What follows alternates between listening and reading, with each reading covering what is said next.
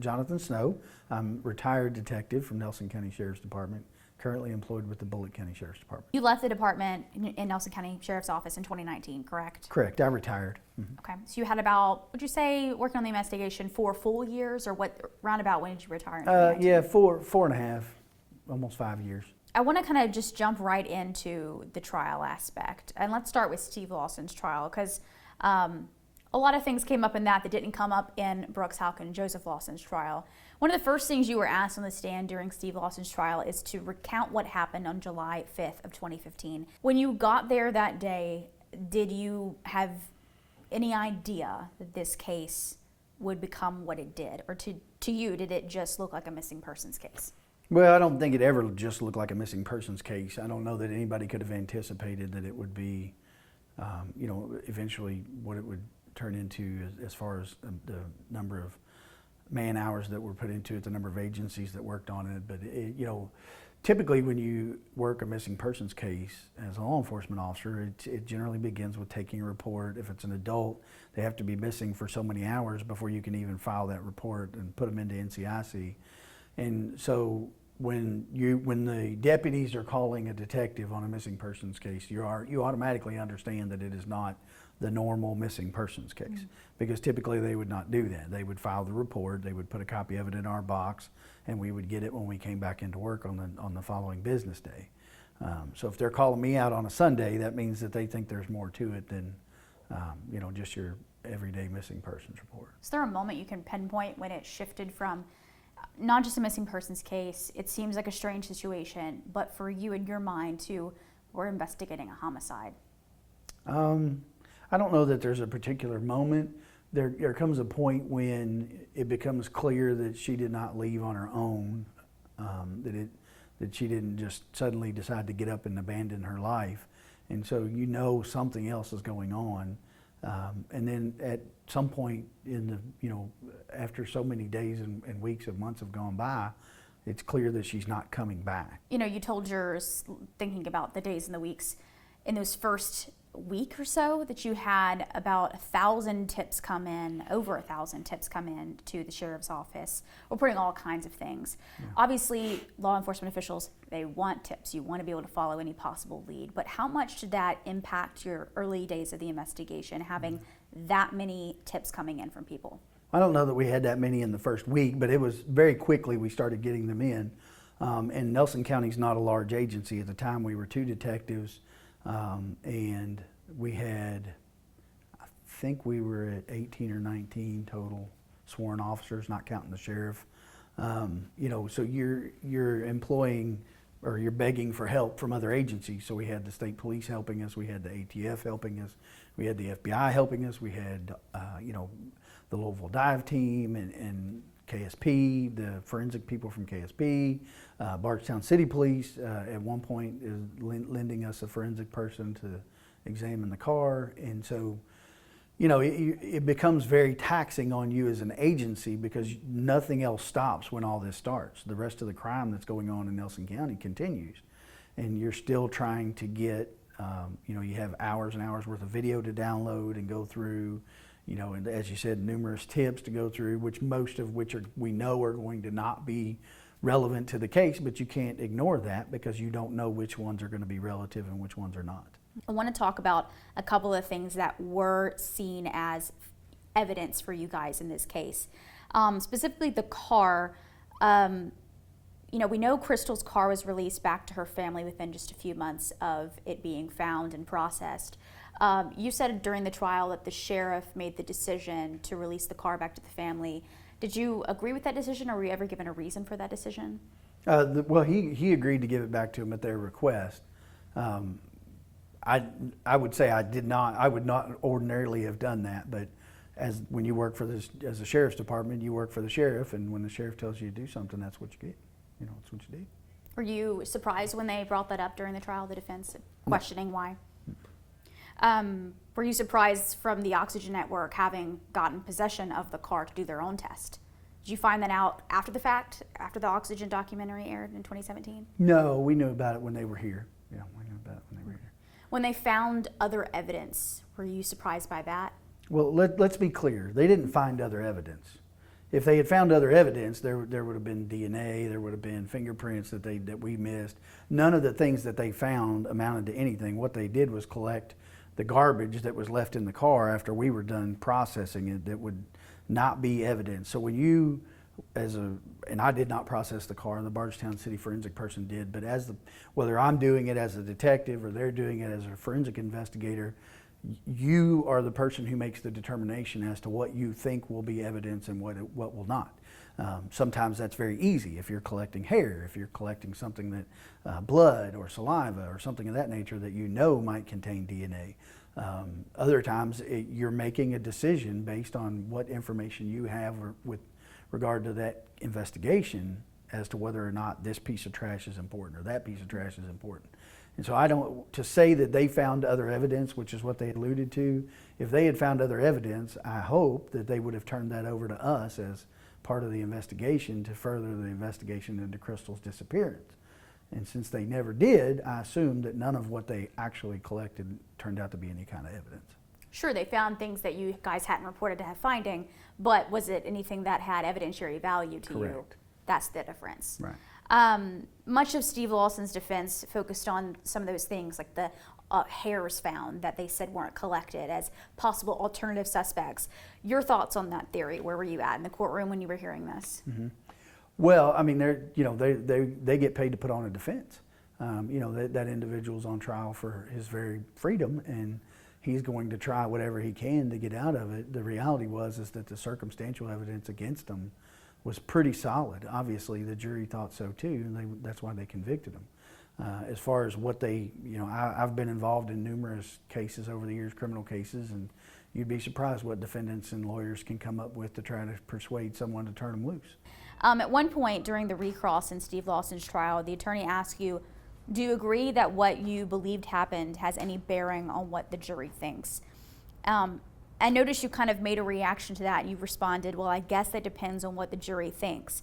Was there anything else you wanted to say in response to that question at the time? Well, I think he's putting me on the spot to try to insinuate that what I believe as a detective while I'm performing the investigation has no bearing on how the jury sees the case, and I don't think that's true. I think what you're doing and what you believe as a seasoned investigator when you're investigating a case has a lot of bearing on how a jury views a case.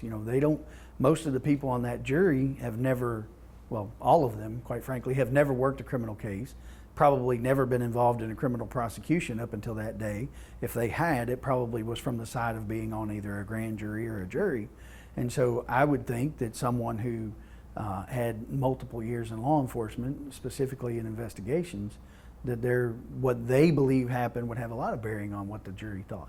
When you're sitting there, I know that as the detective in this case, you're privy to a little bit more. You're allowed to stay in the courtroom for the duration of the trial. Mm-hmm. You sit at the prosecution table. You're part of those conversations. Can you kind of take us into the room for the prosecution team? You've got people who have been, quite honestly, in Kentucky, the Commonwealth's Attorney's Office, legends in and of themselves as a prosecutorial team. Well deserved as much. Yeah, I mean, and clearly pulling off a case like this is an example of that. When you're sitting there talking with them, seeing their process, working 3 suspects for a decade-old case, what did you notice in the strategy of Steve Lawson's trial and the approach to what they were arguing there versus Brooks HOUCK trial? Did you see something that they staggered differently from his trial to the next?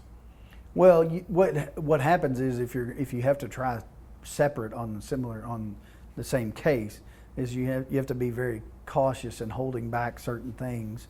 And Shane Young's office was very strategic in Steve Lawson's trial because of that. Because Mr. HOUCK'S attorney was there every single day, so he's there and he's taking notes about what you're testifying about and what evidence you're presenting and those kinds of things. And so if you give everything away during the first trial, then you have, you've already given them time to come up with a counter for the evidence that you're going to present. So I think they did a super great job at holding back some of those things, not using some witnesses in that trial, not presenting, not putting importance on certain pieces of evidence and in anticipation and using it in the next trial.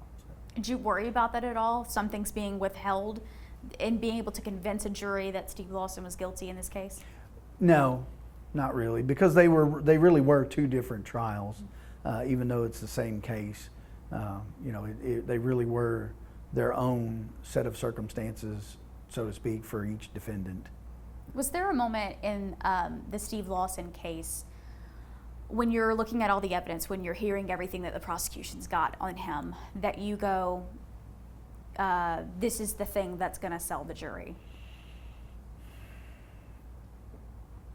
Well, there were lots of things that he had a really hard time overcoming, not the least of which was the fact that he had lied on multiple occasions and that he'd been interviewed very early on and did not give any information. In fact, he was very coy about the phone call with Mr. Houck and those kinds of things. And so I think that the jury felt like, and I don't want to presume because I'm not them, but if I'm sitting on a jury and I hear that this woman with 5 children is missing, and you have an opportunity to tell this detective that's sitting across from you what happened, if you're not guilty of that, if you're not involved in it, you're going to tell them everything you know in an effort to try to help them figure out what happened with this woman. So I think that had to play in to the jury's decision as to whether or not he's guilty or innocent. I've always wondered this with this particular trial. Did you guys know that he was going to testify in his own defense ahead of time? You never know. They don't tell you that. And I don't know. I don't necessarily know that they made that decision ahead of time. I would think that probably that's a day-by-day thing as you see how things are going as to whether or not the defendant's going to testify. It doesn't happen very often. No, it doesn't. Yeah. Did you learn at the same time as everybody else? Pretty much. Pretty yeah. much? Yeah, pretty Yeah, much. I know we were not expecting it. Yeah. It's just not something you typically see in a murder trial. Yeah. What stood out to you as you sat there and listened to his testimony? Was there anything that you hadn't learned in all of your talking to him in the past and looking at all the evidence before when he actually stood up and talked to the jury? Well, keep in mind that most of his interviewing happened after I'd left the case. True. I interviewed him, I think, twice on the back in the early time of the case.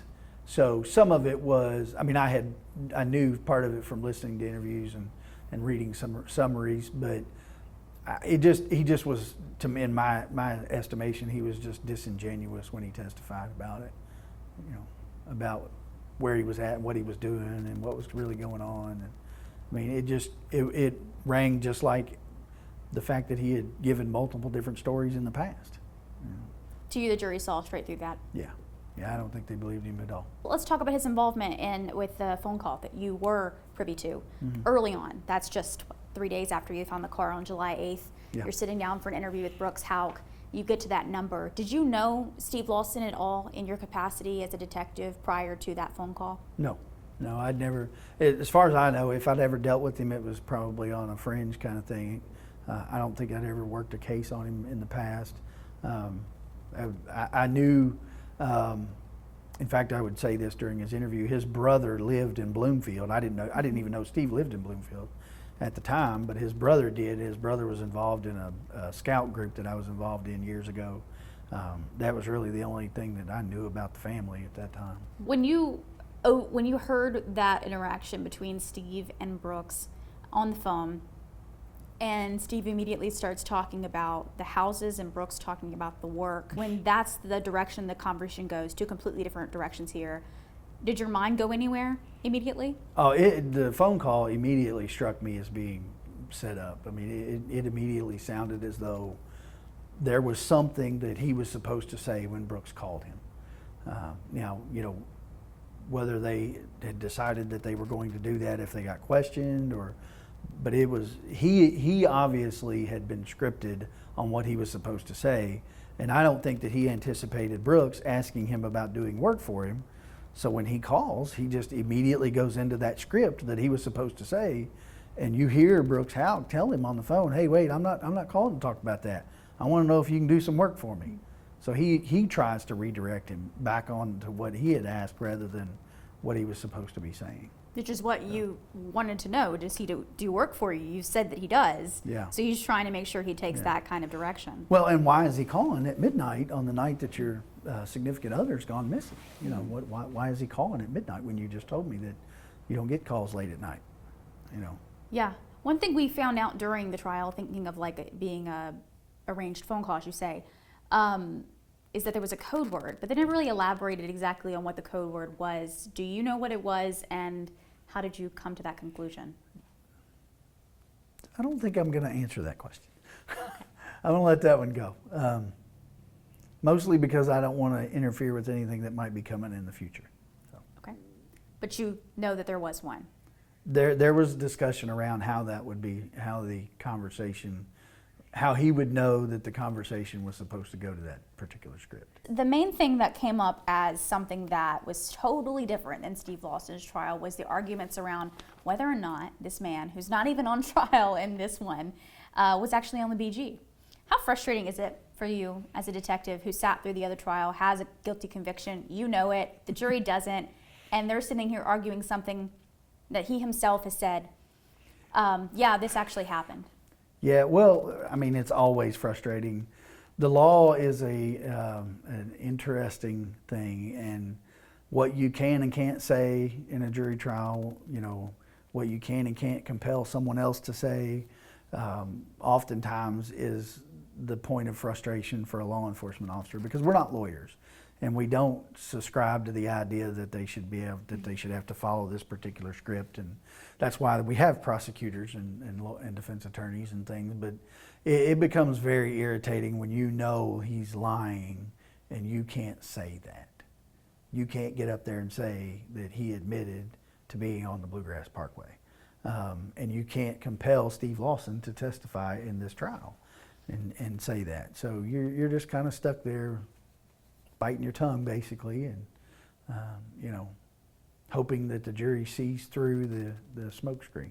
Joseph Lawson's the one that kind of came out of the blue for people. He actually came out of the blue for me. When I get read into the case years later after I've retired, they actually developed him, you know, the state police and the FBI developed him as part of this based on some of that cellular analysis and things that we were discussing. And so he wasn't even on my radar back then. Really? So, were you struck by the evidence they had against him when you were read in on the case? I don't know that it struck by him. Once I figured out that once they told me that he was Stephen's son and, you know, shared some of his history and background and that he had worked for Brooks, you know, it wasn't hard. It wasn't a stretch to figure out that he would be somebody that might be approached about this kind of thing. Did it kind of answer some of the questions you had about the extent of his involvement in the case when you figured out that Joseph was also involved? You know, when they shared the information with me regarding the fact that they'd been on the Bluegrass and that, you know, the things that came out in in Stephen's trial regarding moving the seat and those kinds of things, you know, once I understood that, you know, it answered the question about how the car gets on the Bluegrass Parkway and why the seat doesn't look like she was driving, you know, and so yeah, it just makes the picture of what's going on more clear, and I credit Shane Young's office and the state police with that. They did a phenomenal job with getting that together and bringing in the right people and putting the right team together to get that information. That July 8th, when you say you were struggling with what he did at the farm for 4.5 hours, prosecutors floated the idea at some point during the trial the murder site may not actually be the farm. I'm asking in your personal capacity now, do you view the farm as the site where this crime happened, or do you think that it's possible it happened somewhere else? Well, I make it a point not to speculate on things. Okay. You know, as a detective for most of my career, everything is done based on the evidence, and you follow the evidence and you don't go where it doesn't lead, but you also don't ignore it when it does lead you in a particular area.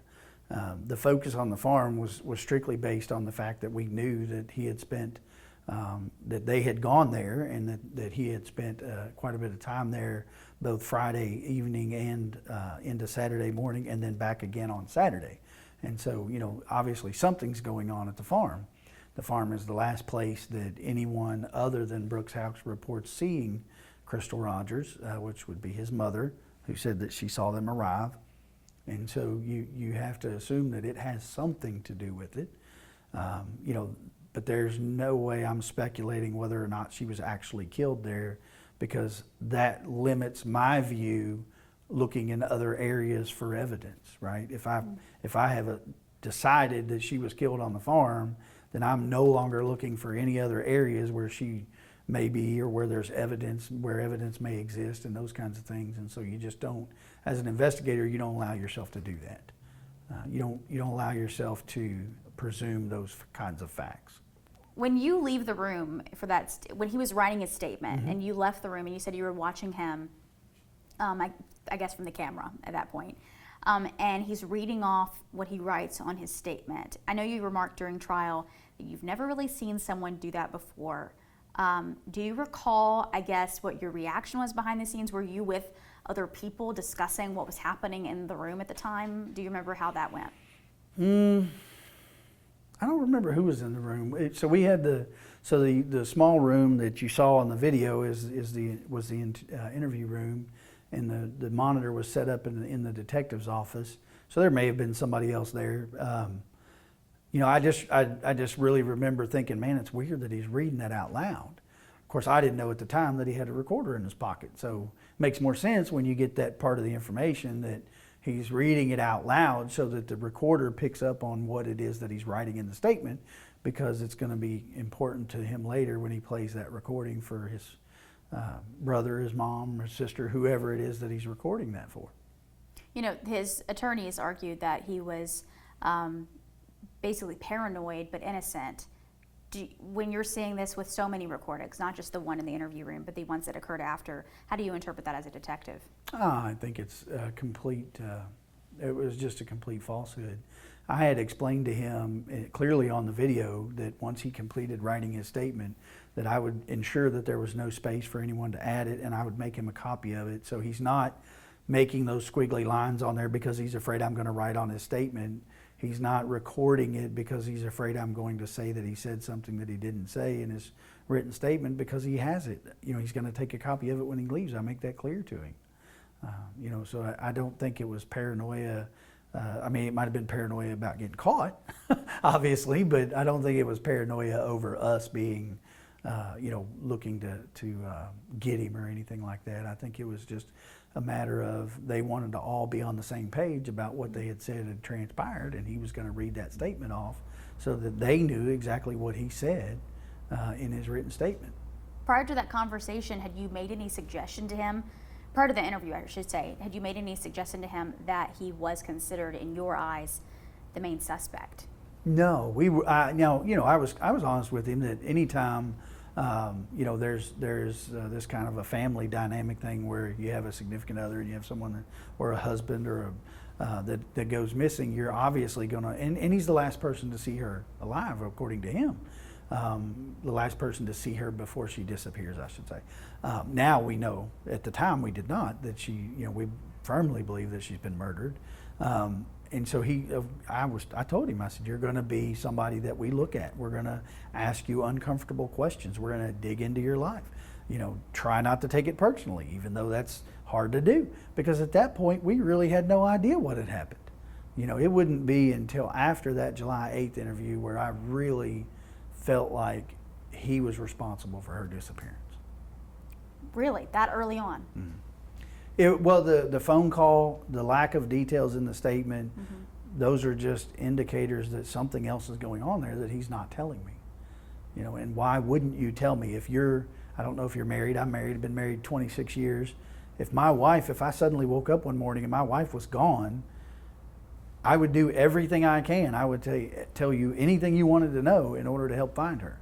And so if you asked me to write out a detailed statement about what I did 2 days before I'm writing out the statement, I'm going to put down all the details in there that I can. And that statement was void of details, as we pointed out in the trial. It was all about things that he normally did and not about what he actually did on those 2 days. Did you know that before pulling him in for an interview, had any interaction happened with Nick beforehand? Or did you know of anything beforehand? With me?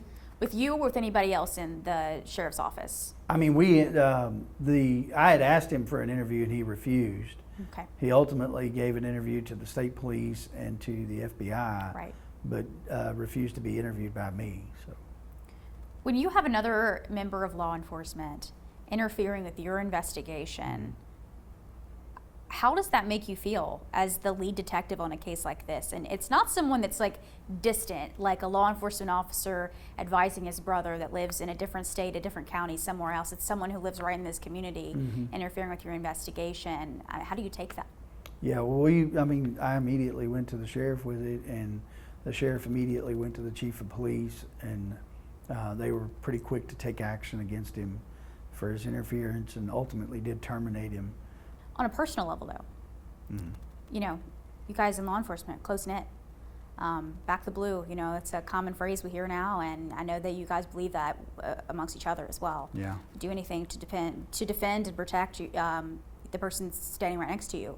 To have that be something in a case like this that you knew had the gravity it had to begin with, when you've got another member of law enforcement taking this kind of action, I mean, I imagine. Yeah, it makes you mad, you know. But when you say back the blue, you know, when this individual starts interfering with a homicide investigation, to me, he's no longer the police. He's no longer a police officer, right? He is, well, quite frankly, he's a suspect if he's interfering in the case, because if he's not guilty of being part of the murder, he's certainly guilty of trying to help cover it up, you know. And so, as Mr. Young indicated during the trial, and we've on multiple occasions said that we firmly believe that Nick is tied into this and involved in it. You know, so it becomes pretty evident that he is not, anybody who wears that badge that is willing to put themselves involved in something like this has no business wearing it to begin with. Whenever the phrase unindicted co-conspirators came up in trial, I don't know if everybody was anticipating that to be a statement made. Did you know that they were going to present that during this case as another layer to this investigation? Well, I think I knew that they had discussed it, that it had been part of the investigation, part of the grand jury hearings. I did not know that it was going to come out in trial. In fact, if you go back and watch the trial, when the defense is asking me questions regarding that, I don't know exactly how to answer them because I don't know where they're going with it. I don't know what they're asking me. And I even say, could you, clarify that question? And then Mr. Young gets up and says, did we discuss them being unindicted co-conspirators? So then I understood what it was that they were asking. I don't think it comes as a surprise to anybody that we believe the family was involved. Do you have any involvement at this point in that? You said you were read into what ended up being the Steve Lawson, Joseph Lawson aspect later on in the case after you retired from the department. Are you involved in any of these investigations? Rosemary, Nick, Rhonda, Tommy Ballard, any of those? Well, no. The short answer is no. The long answer is they know that I'm available to answer any questions that they have about the specific part of the investigation that I was involved in, but I'm not actively involved in investigating that right now. Were you, with Tommy Ballard, were you involved in that investigation? Well, I actually responded to that scene, but I was not, but it was very early on we decided that between I and the state police that the state police would take that case because I was so deeply involved in Crystal's case. With Jamie Brooks' involvement helping you in some ways. One of the ways that came up during trial was the canine who inspected Anna Whiteside's car. A couple different questions about this. Sure. First of all, did you ever ask Jamie Brooks or was this a discussion, and not just with Jamie, just in general, I guess, we need to get a dog to sniff around that car? Because obviously evidence tags had gone over the car by that point. Yeah. Was that something you guys had thrown out as a possibility? No, it really was just a random coincidence that Jamie I think he was working off duty and meets this guy who runs a cadaver dog. And we dealt with numerous dogs during this investigation. We had, not with regard to the white car, but cadaver dogs and search dogs, and in the search of the farm and the search of the surrounding areas. We had, maybe a half a dozen different canine teams and organizations out there working on behalf of the Ballards. We had some come in on our behalf, and so it wasn't as though we didn't have dogs and those kinds of things have availability to them. It just is, Jamie is working off duty and he meets this guy and they get to talking and he's like, hey, you know, we got this car. Do you think your dog would do any, you know, you'd want to run your dog around the car? He calls me, he goes, hey, I think I'm just going to have this guy run his dog around the white car. I'm like, well, it's in your all's lot, so do it, you know, if that's what you want to do. And he calls me and says, man, this cadaver dog just alerted on this white car. I mean, we obviously knew the white car was involved in the crime. We're trying to piece together exactly how it's involved, you know, what the involvement is. When evidence checks didn't come back with anything registering, you know, DNA, blood, bodily fluids, did that surprise you? It had been a while since the crime before they got a hold of that car. So it wasn't, to say it was a surprise, a disappointment, obviously. But I think they told us pretty early on that it really appeared that the car had been cleaned thoroughly, which was going to hinder their ability to get that kind of evidence. I guess we're talking about, in this case, the absence of evidence. When you're looking at this, the totality of something like this, how do you overcome that as an investigator when you're missing that physical piece, but you have the other aspects? Like in this case, you didn't have a video camera showing Steve and Joseph Lawson at her car on the BG, but you do have Nick Houck getting out of a car that you know he was in, and yet there's no detection of him with Anna Whiteside's car. How do you overcome that as an investigator, trying to work through the jury's minds? The evidence doesn't look like it exists, but we're proving to you that it does. Well, I think you do it step by step by step, right? You go one piece of circumstantial evidence is easy to overcome. 1,000 pieces of circumstantial evidence is not easy to overcome. I think it actually helped us that nothing of Nick's was found in the car, even though we could see him drive it there, right? Because you don't always have that evidence. You don't always leave those kinds of things behind. Now, if you drove that car every single day, if I went and checked your car right now, there's a pretty good chance I'm going to find some of your hair, right? Because we lose hair all the time. Yeah. You have longer hair, right? I don't.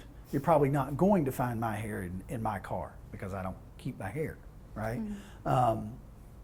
The idea for the jury was that just because you don't find the evidence doesn't mean that the crime didn't occur.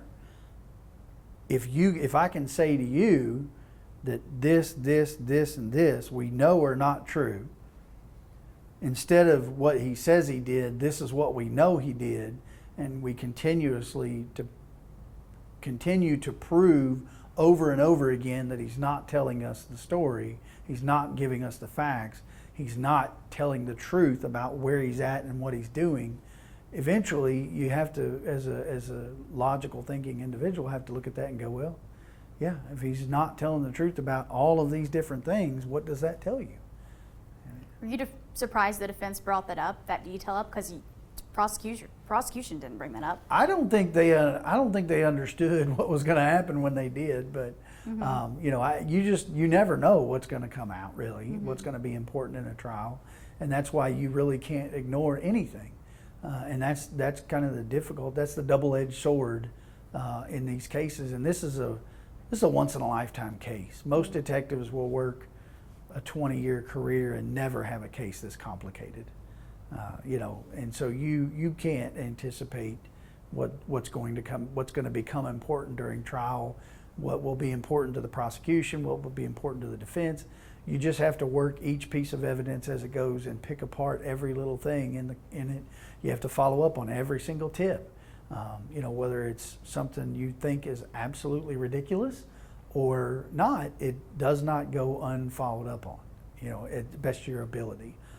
Now, if you don't get it or somebody else doesn't do their job, that's different. But your job as a lead investigator is to direct people on following up on things, and you can't let those things go. You have to get them followed up on. You have to follow up on the white car. We find it, okay? Now we have, even though it's been a long time between the crime and the time we find the car, we still are obligated to get it examined. Whether it yields that evidence or not, we don't know until it gets examined, and then we don't know what that evidence does or doesn't mean, or the lack of that evidence does or doesn't mean until it goes to trial. You're talking about this being a once-in-a-lifetime or once in a career kind of case you're working. After Steve Lawson's conviction came down, that verdict was read, and the courtroom was clearing out, and it was kind of an emotional release for the family and everyone. But I noticed you stayed behind at the prosecution table, and you could tell you were extremely emotional, head in your hands, obviously processing what had just happened. You know, what's going through your mind as you're seeing the first of three? You know you have a long road ahead of you with the next trial, but the first of three people with so much evidence that wasn't presented. What's going through your mind as you're processing this conviction? Well, I mean, you have to understand that this case pretty much consumed the last 4 years of my career, and occupied a lot of space in my head since it happened all the way through the convictions. And so, you know, it was very emotional. It still is, to some degree, very emotional to see justice for the victims that you have fought so hard for all that time. And quite frankly, for a law enforcement officer, for a detective to retire with an open case, with an unprosecuted case, is a very difficult thing to do. And so seeing that come to full circle meant an enormous amount, you know. And again, I can't thank all of the agencies. You mentioned Jamie a couple times. Jamie really had no investment in this case when he started in it, and he stuck with me through dozens of interviews and hundreds of hours worth of work, even to the point where he was, you know, asking his boss, like, "Hey, can I go help Snow on this or that?" When it really maybe wasn't necessarily what he was tasked with doing at the time.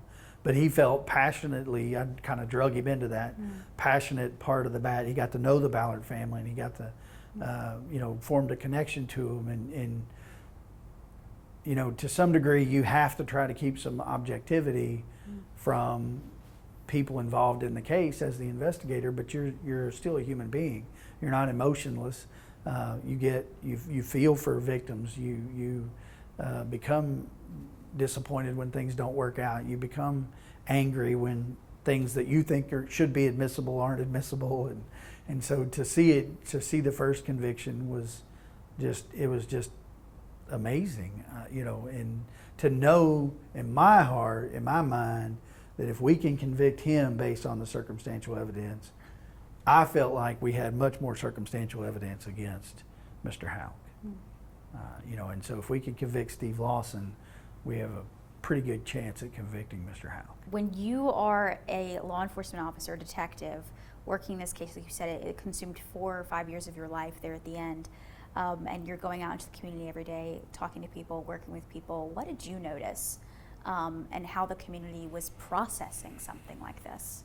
Well, I will tell you that from our perspective, it was really hard when it became apparent that another law enforcement officer had the potential for being involved in this case. And I think that generated a great deal of distrust for the community in us. And I'm not blaming them for that. You know, for better or worse, when you are sister agencies in a community, you're connected in people's minds. They don't really see a difference between Bardstown City Police and the Sheriff's Department, or any other police department in that jurisdiction for that matter. I mean, yes, you wear a different patch, but when they see a community law enforcement, local law enforcement, they really view you all in that same light. And so when there is that shadow around that individual, he's casting that shadow on the rest of the law enforcement in that community. And I think that really was a hindrance to us in this investigation, because people were hesitant to talk to us.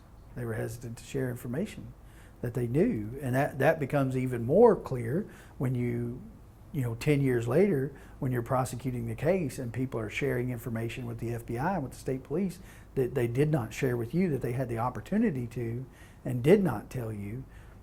You know, that distrust that they had developed because of that connection becomes abundantly clear. Tommy Ballard obviously played a big role in a lot of ways. Anna Whiteside's car being one of them. We heard his name during that. I know that is elicited a very emotional response for his family to hear those details. when you're working so closely, I must have, with Tommy for that year before he was killed, talk about just how important he was to making this investigation continue. How much push did he really have with you? Mm-hmm. Well, we were never going to stop. You know, in fact, my retirement and us handing the case off to the FBI was our effort to employ resources that we didn't have to continue the investigation. So where Tommy really becomes critical is that there were people that would talk to him that would not talk to us, which is very frustrating for us, obviously. And so sometimes the information, by the time we would get it, would be cold. You know, there would be things that we could not do with that information based on how much time had gone by and those kind of things. But Tommy would always relay to us, okay, somebody's telling me this or somebody's telling me that. You know, it is much easier for us to follow up on if people are telling us things in relevant time. But Tommy oftentimes would be the go-between because people were not comfortable bringing that information, to us, either due to the air of mistrust or due to fear of being involved or whatever the case might be. He would oftentimes be that buffer zone where they would tell him things and then he would relay that to us. It's pretty chilling to hear that, considering many people believe that he was killed because he knew too much or getting too close. Yeah, I don't know that we ever know exactly why. No. Whether he was close or he wasn't close, or it was just the fact that he was absolutely relentless in his pursuit, and I don't feel like he would have ever stopped until he found her, until he found her and found out what happened to her, and that he'd done everything that he could do to see that the people that were responsible for it had been brought to justice. And I think they knew that. I mean, he was very open about that, and he was very relentless in his efforts. Are you a dad yourself? I am. I have 5 boys. Well, I'm sure you relate to his, aggressiveness on something like this, the never gonna stop mentality. I know I'm a daughter to a dad who would do the same thing. Move mountains. Move mountains for you. Yeah. Is that something that played in your mind as you dealt with him over the course of that year and a half or so? Well, I mean, it's, I don't know how it doesn't play into your mind. You try to be, again, you have to keep some objectivity, because when they approach things, they are approaching it as if they know this happened, right? And you cannot do that. As a detective, you can't come into it knowing or saying, okay, I know this person did something to this person, because that, by doing that, you're ruling out all these other things that might become available to you in that investigation. And sometimes that can be very frustrating to families, because they want you to singularly focus in on the information that they feel like is important, and it's difficult for you to explain to them that you have to keep a very open mind to the case, and you have to follow all of the evidence, whether it's leading in an opposite direction that they think you should be going or not. And so at times Tommy and I would have those kinds of conversations like, I know you feel like I ought to be doing X, Y, and Z, but that's not how that's done, so I felt for him in that it was hard for him to understand those things, and it's difficult to not do something when it's your child, right? And so they were constantly out searching, constantly trying to get people to come forward with information, which we appreciate, obviously. But at times, those things would cross up each other. We would have conversations about, okay, you want me to be over here doing this, but what I really need to be doing is this, And so it's just a difference in perspectives between a detective who's working a case and a father who's looking for his daughter. Is there anything that you would have wanted to know more about, or something for you that you want answered after this investigation is now finished up, that you wish you would have learned during this the last 10 years? Oh, there are tons of things, not the least of which what actually happened. As Shane pointed out, we can't genuinely, definitively say they killed her by this method, or they disposed of her body by this method? And as an investigator, that's a hard question to leave unanswered. Not just from the perspective of your case, but for the family that you're working to help find out what happened to this loved one of theirs. They would like to have Crystal back. They'd like to have an opportunity to properly bury whatever remains of her, and properly put her to rest in that way. And they're, as of right now, have never had the opportunity to do that. So there's a lot of unanswered questions in it. You'd much rather have that 100% knowledge about exactly what happened in the case. You rarely ever get it, but in this particular case, there's lots of unanswered questions that you'd like to see answered. Unfortunately, the only people that can give you those answers are the people who have the least amount to gain by doing so.